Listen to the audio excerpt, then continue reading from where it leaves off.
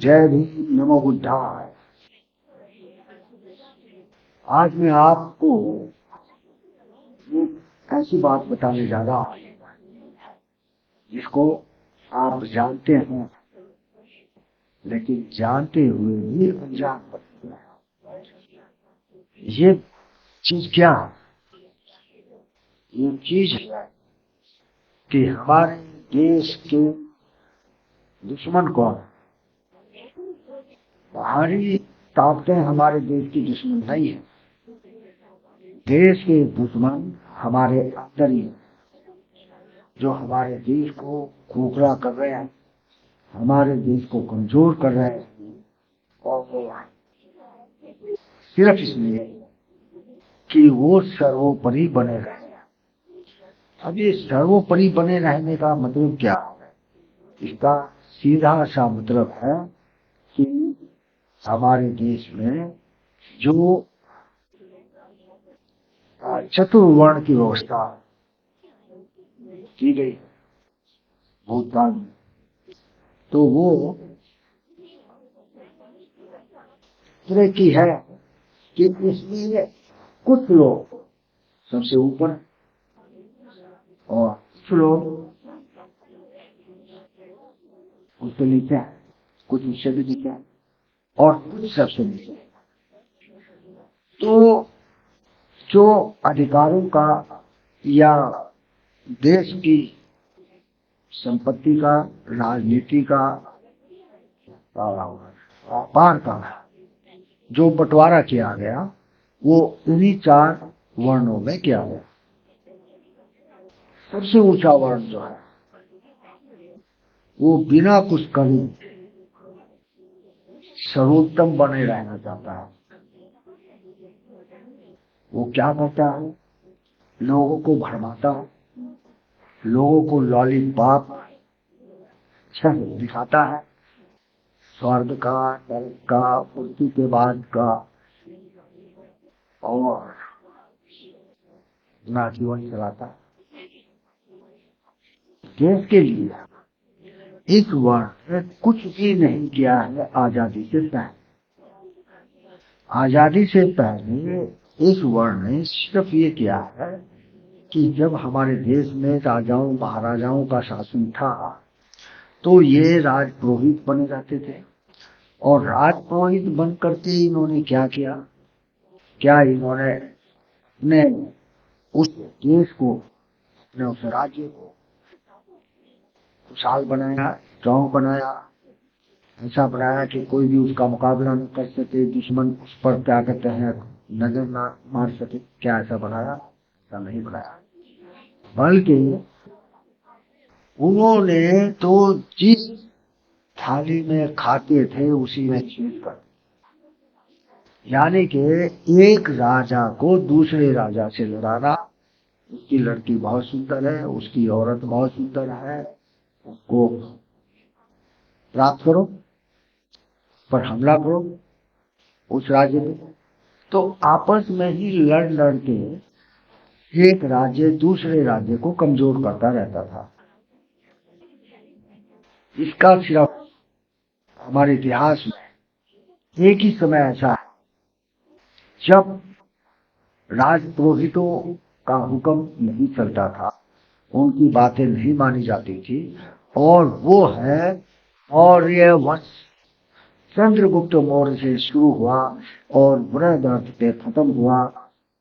ये 10 वंशज हैं मौर्य वंश के, और इसमें जो प्रियदर्शी सम्राट अशोक, उनको कहा गया देवना नाम प्रियदर्शी सम्राट अशोक। उन्होंने वास्तव में पूरी दुनिया में एक भी देश ऐसा नहीं है जिसने पूरी तरह से जनता के हित में ही कार्य किया हो, जनता को के सुख दुख का इतना अधिक ख्याल किया हो जितना सम्राट अशोक ने किया। और इसके बाद कि उन्होंने विजय के बाद ये प्रतिज्ञा की थी कि मैं तलवार नहीं उठाऊंगा, अस्त्र नहीं उठाऊंगा, और बिना अस्त्र उठाए ही प्रेम के जरिए, सौहार्द के जरिए, धर्म के जरिए विश्व विजय करूंगा। क्या ऐसा एक भी उदाहरण पूरे विश्व में कहीं मिलता है? अलेक्जेंडर, जिसको सिकंदर कहा जाता है, वो भी यूनान से चला था कि मैं विश्व विजय करूंगा, लेकिन शांति से नहीं, युद्ध से। कई देश उसने जीते और उनको पता चला गया, लेकिन आखिरकार सेना भी तो इंसान ही है ना। उनको अपना घर, अपने बाल बच्चे सताने लग गए, जो है मन मस्तिष्क में जो है प्रेरणा पैदा की, और वो सब कहने लगे कि हमें तो अपने देश वापस जाना है। देश वापस जाते हुए बीच में ही विश्व विजय का ख्वाब पालने वाले अलेक्जेंडर यानी कि सिकंदर की मौत हो गई। लेकिन एक ही शख्स था पूरे विश्व में जिसने शस्त्र न उठाने का संकल्प लिया और पूरे विश्व में अपनी विजय पताका फहराई, सौहार्द के जरिए, भाईचारे के जरिए। वो है देवना नाम प्रिय प्रियदर्शी सम्राट अशोक। लेकिन ये सब करते हुए भी उन्होंने अपने देश को कमजोर नहीं होने दिया। उन्होंने ऐसी शासन व्यवस्था बनाई, ऐसा जो है तंत्र बनाया कि कोई भी दुश्मन हमारे देश की तरफ आंख उठा करके ना देखे। और इसी प्रतीक के रूप में सम्राट अशोक ने 4 दिशाओं में बैठे हुए सिंह की मूर्ति को अपना राज चिन्ह बनाया। यानी कि वहां पर जो ये थी, क्या कहते हैं, खुफिया पुलिस थी, खुफिया तंत्र था, वो बहुत ही स्ट्रांग था, बहुत ही। ये चीज ये किसी भी दुनिया के किसी भी देश में इतनी स्ट्रांग नहीं पाई गई जितनी सम्राट अशोक के समय में थी। इसलिए उन्होंने शस्त्र भले ही त्याग दिया था, लेकिन देश को कमजोर नहीं होने दिया था। और हमारी संस्कृति को, भारतीय संस्कृति को, भारतीय सभ्यता को, भारतीय रिलीजन को, धर्म अनेक देशों में फैलाया।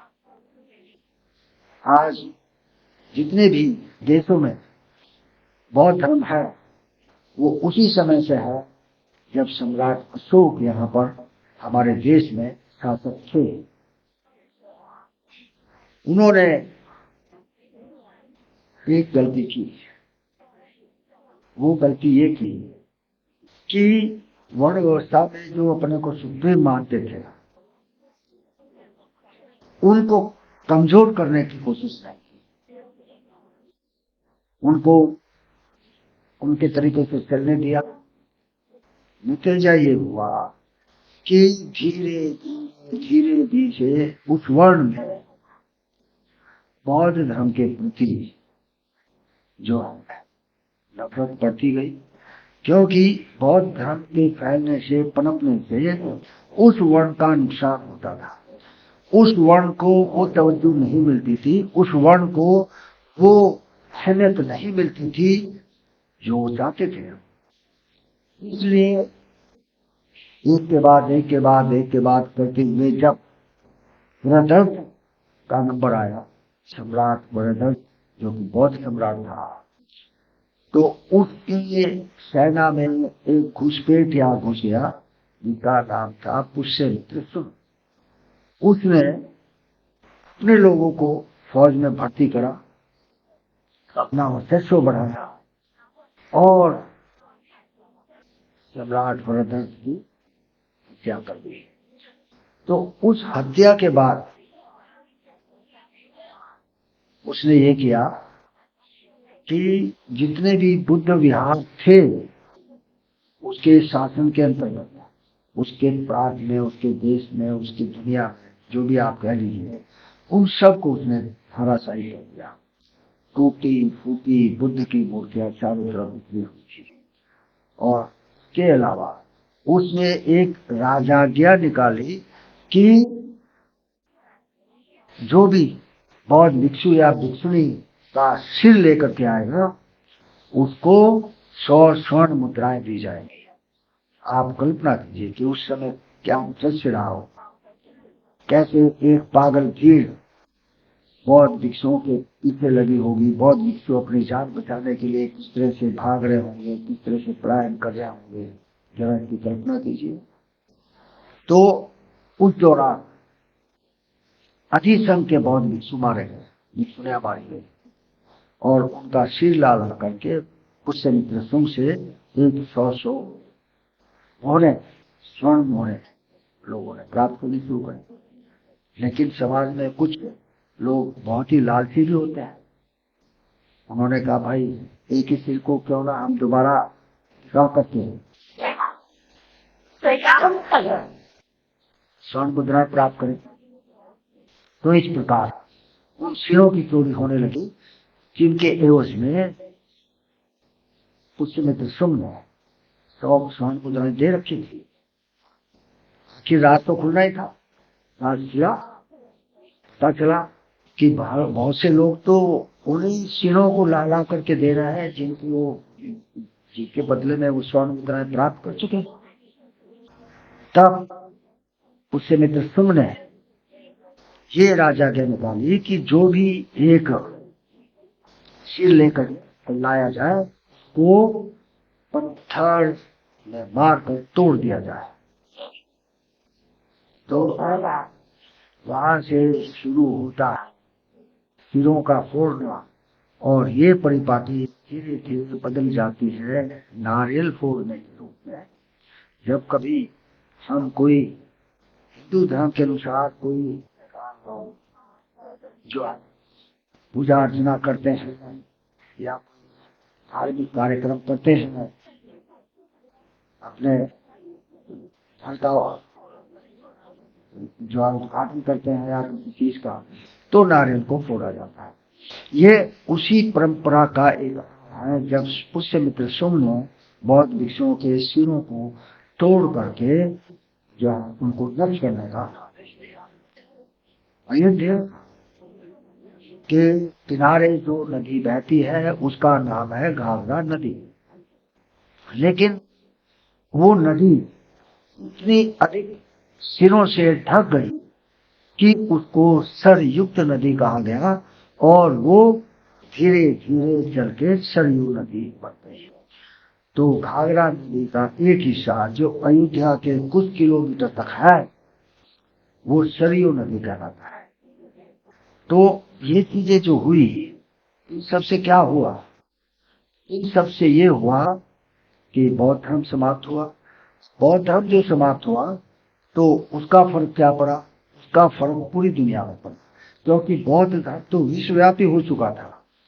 जो आपके अरब देश में वहां पर भी बुद्ध की पूजा होती थी, उसको बुद्ध परस्ती कहते थे, और उसी बुद्ध परस्ती के जो है चलते वहां पर बौद्ध धर्म था। लेकिन जब यहाँ हमारे देश में बौद्ध धर्म कमजोर हुआ तो वहां पर भी ये चीज पैदा हुई कि हम भी अपना कोई रिलीजन बनाए, अपना कोई धर्म बनाए। तो इस्लाम पैदा हुआ। इस्लाम से पहले क्रिश्चियन धर्म पैदा हुआ था, जो बौद्ध धर्म के बाद ही आया। क्योंकि बहुत से पश्चिमी देशों में भी जहां पर अंग्रेज तथाकथित अंग्रेज रहते हैं, उनका शासन, वहां पर भी बौद्ध धर्म था। तो वहां पर भी एक अलग रिलीजन पैदा हुआ क्रिश्चियनिटी के रूप में, क्रिश्चियन के रूप में। क्रिश्चियन बौद्ध धर्म के बाद क्रिश्चियन धर्म, क्रिश्चियन धर्म के बाद में इस्लाम धर्म। और इस वजह से जो है वहां से ही जो मध्य एशिया से जो ये इस्लाम चला था, ध्यान रखिए कि मध्य एशिया से आर्य भी हमारे देश में आए थे, और इस देश को खुशहाल हरा भरा देख करके यही बस गए, और यहाँ के लोगों को जीत करके गुलाम बनाया, जिसको उन्होंने शूद्र कहा। शूद्र यानी हमारे सेवक। उस शूद्र में सभी लोग आते हैं, जो ब्राह्मण नहीं है, जो क्षत्रिय नहीं है, जो वैश्य नहीं है। और इसमें एक और राज की बात है कि आर्यों के पास में व्यापारी वर्ग नहीं था। उनके पास सिर्फ दो ही वर्ग थे। एक तो था पुजारी वर्ग और दूसरा था लड़ाकू वर्ग, जो अपने भूख डंगरों के साथ चलते रहते थे ऐसे नए नए प्रदेशों में, जहाँ पर हरी भरी घास हो, जहाँ पर खुशहाली हो, नदियों में पानी हो। तो जीतते जीतते वो लोग भारत में आए। लेकिन यहाँ इनको पता चला कि यहाँ पर एक ऐसा जो है तबका भी है जो व्यापार करता है, दूर दूर देशों तक व्यापार करता है। और वो जो व्यापार करते हैं तो उस व्यापार के कारण वो बहुत ही आगे हो गए हैं। तो उनको भी उन्होंने अपने चतुर्वर्ण में शामिल किया। पहले से था ब्राह्मण धर्म, दूसरा था क्षत्रिय धर्म, और और धर्म जो था वो शूद्र धर्म था ही। लेकिन उससे ऊपर उन्होंने एक व्यापारी वर्ग को शामिल किया, बनिया वर्ग, व्यापारी वर्ग, और उसको तीसरा वर्ण दे करके जनेऊ पहनने का अधिकार दिया। अपने बराबर तीसरे दर्जे पर रखा। लेकिन क्योंकि उनको ये एहसास हुआ, भास हुआ कि हम भी इन आर्यों के बराबर हैं, तो वो ब्राह्मणों की हर बात को मानने लगे और उसकी बात को मान करके बहुत ही ज्यादा जो है ब्राह्मण धर्म को फैलाते हैं। जिसको हिंदू धर्म हम आज कहते हैं, वो दरअसल में ब्राह्मण धर्म है। ब्राह्मण संहिता है, ब्राह्मण जो है वेद है, पुराण है, उपनिषद है, वो सारे ब्राह्मणों द्वारा लिखे गए हैं। और ये सारे जो ग्रंथ हैं ये अधिकतर पुष्यमित्र शुंग के शासन काल में ही लिखे गए। इसी में जो है एक ऐसा ग्रंथ भी लिखा गया जिसमें हर वर्ण के लिए नीतियां निर्धारित हुई, नियम निर्धारित हुई, और जिसकी एक प्रति बाबा साहब अम्बेडकर ने जलाई थी। आप जानते हैं कि वो पुस्तक क्या? उस पुस्तक के जरिए हमारे देश में जो ये चतुर्वर्ण है इसको बहुत कठोरता से लागू किया गया, और हमारे जो शूद्र जो श्रेणी के लोग थे उनको बहुत यातनाएं दी गई। उनमें कुछ स्पर्श से शुद्ध थे और कुछ अस्पर्श से शुद्ध भी थे। और वो जो स्पर्श से शुद्ध थे वो थे जैसे ग्वाले हुए, जैसे तेली हुए, जैसे बढ़ई हुए, जैसे कुमार हुए। तो ये थे स्पर्श शुद्ध। और अस्पर्श शूद्र कौन थे? वो थे जो लोग बौद्ध धर्म को मानते थे। उन्होंने ब्राह्मण धर्म को स्वीकार नहीं किया था, इसलिए उस वर्ण को गांव के दक्षिण में रखा गया, चमार टोला के नाम पर। और वो चमार टोला को किसी तरह का कोई अधिकार, कोई भी किसी किस्म का कुछ भी जीवन यापन के लिए साधन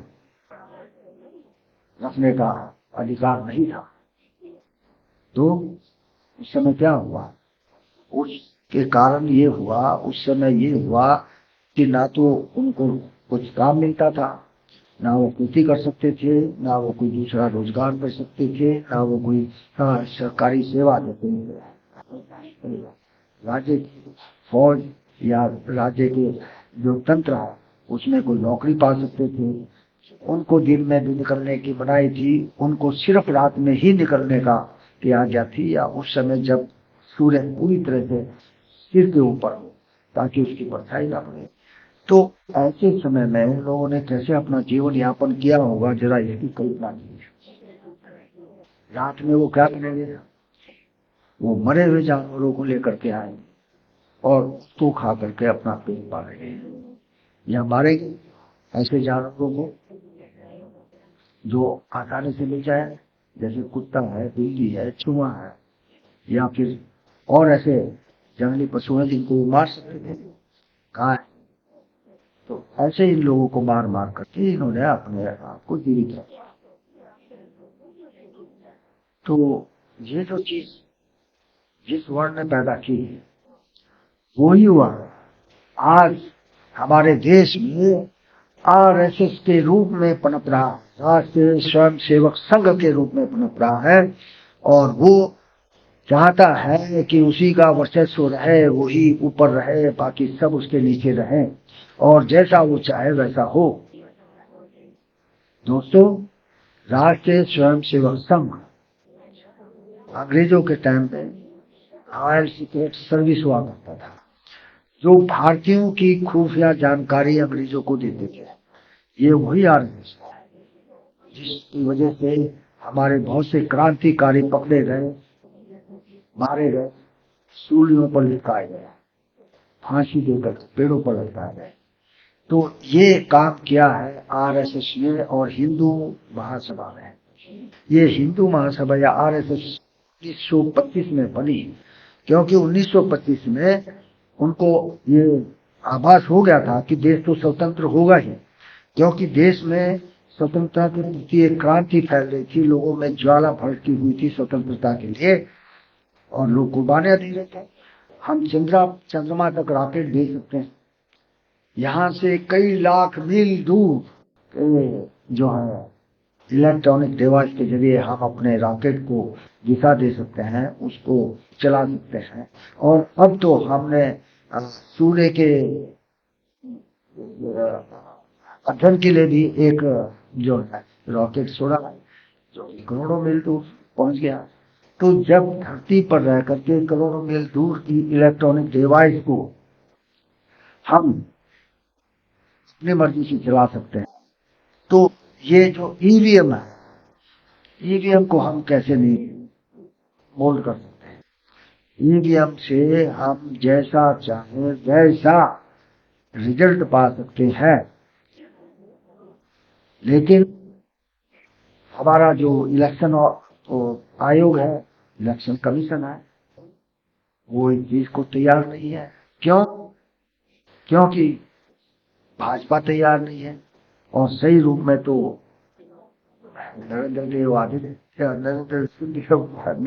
नरेंद्र दामोदर दास मोदी वो तैयार नहीं है। चुनाव आयोग उसके कब्जे में है, न्यायपालिका उसके कब्जे में है, ईडी उसके कब्जे में है और जितने भी संवैधानिक संस्थान हैं उनको भी उसने अपने कब्जे में ले लिया है। तो दोस्तों, हमारे देश के जो मुख्य दुश्मन है, पहले नंबर पर है आरएसएस, दूसरे नंबर पर है भारतीय जनता पार्टी और तीसरे नंबर पर है ईवीएम।